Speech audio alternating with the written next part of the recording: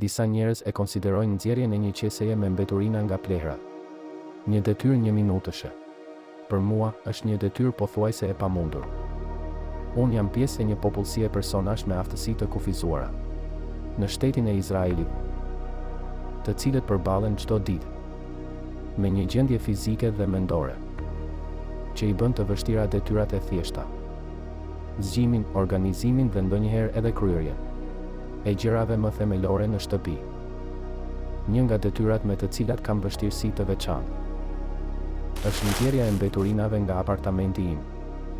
Kam provuar të kontaktoj agjenci të ndryshme, zyra qeveritare, organizata dhe organizata jo fitimpruese, por në praktik e gjej veten duke u dërguar vazhdimisht nga një agjenci në tjetrën pa një zgjidhje të vërtetë.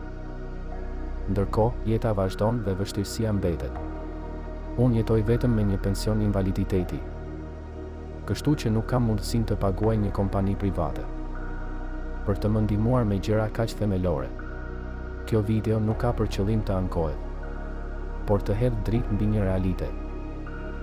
Një realitet në të cilin njerëzit me aftësi të kufizuara përballen vetëm me vështirësi të përditshme, që të tjerët mezi i vënë re.